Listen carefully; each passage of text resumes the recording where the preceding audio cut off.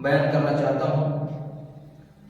جو سوڈان کے ایک آدمی نے اپنے ساتھ پیش آئے وہ واقعات بیان کیے ہیں، ان واقعات کو میں آپ کے سامنے پیش کرنا چاہتا ہوں تاکہ آپ لوگوں کو بھی سمجھ میں آئے کہ انسانیت کیا چیز ہے، اخلاق کیسے ہونے چاہیے۔ تو آئیے شروع کرتے ہیں۔ سوڈان کا ایک شخص تھا، وہ کہتا ہے کہ میں آئرلینڈ میں میڈیکل کا امتحان دینے کے لیے گیا تو وہاں پر امتحان کی فیس مجھے $309 ادا کرنی تھی۔ میرے پاس کھلی ہوئی رقم نہیں تھی، اس لیے میں نے 310 درہم جمع کر دیے۔ اور اہم بات یہ کہ میں امتحان کے اندر بیٹھ گیا، میں نے امتحان بھی دے دیا اور میں سوڈان واپس آ گیا۔ ایک دن اچانک میرے پاس ایک خط آیا آئرلینڈ کی طرف سے۔ میں نے اس خط کو کھولا اور پڑھا۔ اس کے اندر لکھا ہوا تھا کہ آپ نے غلطی سے امتحان کی فیس $309 کی جگہ $310 جمع کرا دی تھی، اس لیے آئرلینڈ آپ کو 1 درہم کا چیک بھیج رہا ہے، اس لیے کہ ہم اپنے حق سے زیادہ نہیں لیتے۔ حالانکہ یہ بات آئرلینڈ والوں کو بھی معلوم تھی کہ اس 1 درہم کو بھیجنے کے لیے لفافے اور ٹکٹ پر جو خرچ آیا ہوگا وہ 1 درہم سے زیادہ ہی ہوگا۔ اور دوسرا واقعہ اس نے یہ بیان کیا کہ میں اپنی رہائش گاہ سے اور کالج تک جس راستے سے گزرتا تھا وہاں پر ایک عورت کی ایک دکان تھی۔ میں اس دکان سے 18 روپے کے اندر ایک سامان کا ڈبہ خریدتا تھا۔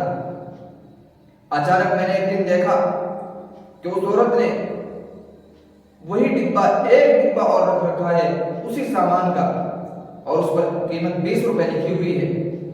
مجھے حیرت ہوئی اور میں نے پوچھا کہ کیا ان دونوں ڈبوں کی کوالٹی میں کوئی فرق ہے؟ اس نے کہا نہیں، کوئی فرق نہیں ہے، دونوں ڈبے ایک ہی کوالٹی کے ہیں، ایک ہی کمپنی کے ہیں، ایک ہی سامان ہے۔ تو میں نے پوچھا کہ پھر اس کی قیمت زیادہ کیوں ہے؟ اس نے کہا کہ ہمارے ملک کے اور نائجیریا یعنی جس ملک سے یہ سامان ہمارے پاس آتا ہے اس کے درمیان کچھ اختلافات ہو گئے ہیں جس کی وجہ سے قیمتوں میں اچھال آ گیا ہے۔ یہ زیادہ قیمت والا سامان نیا ہے کہ جس کو ہم 20 روپے کا بیچ رہے ہیں، $20 کا بیچ رہے ہیں، اور یہ کم قیمت والا سامان یہ پرانا ہے، اس کو ہم 18 کا بیچ رہے ہیں۔ تو میں نے کہا کہ لوگ تو پہلے 18 والا ہی خریدیں گے، اس کے بعد ہی کوئی 20 والا خریدے گا۔ اس نے کہا مجھے معلوم ہو۔ تو میں نے کہا کہ آپ کیا یہ اچھا ہو کہ آپ ان دونوں کو مکس کر دیں اور دونوں کو 20 کا ہی بیچیں؟ تو قیمت کا فرق محسوس نہیں کر سکے گا۔ تو اس نے میرے کان میں پھسپھساتے ہوئے کہا کہ کیا تم کوئی لٹیرے ہو؟ میں اس کی بات سن کر بڑا شرمندہ ہوا اور میں آگے نکل گیا۔ لیکن اس بات کو 30 سال گزر چکے ہیں، آج بھی وہ آواز میرے کانوں کے اندر گونج رہی ہے کہ کیا میں کوئی لٹیرا ہوں؟ یہ اخلاق تو ہمارے ہونے چاہیے تھے، یہ اخلاق تو ہمارے پیارے نبی حضرت محمد رسول اللہ صلی اللہ علیہ وآلہ وسلم نے ہمیں سکھائے تھے کہ ہمیں ایک ایک چیز میں ایمانداری دکھانی چاہیے تھی، جو ہمیں سوڈان کے اندر دیکھنے کو ملی۔ اللہ تعالیٰ ہمارے ملک بھارت کے اندر بھی ایسے ہی لوگوں کو پیدا فرمائے اور ایسی ہی سوچ کے لوگ بنائے کہ جو ایمانداری کا ایک ایک پیسہ میں ایمانداری کے ساتھ کماتے ہیں۔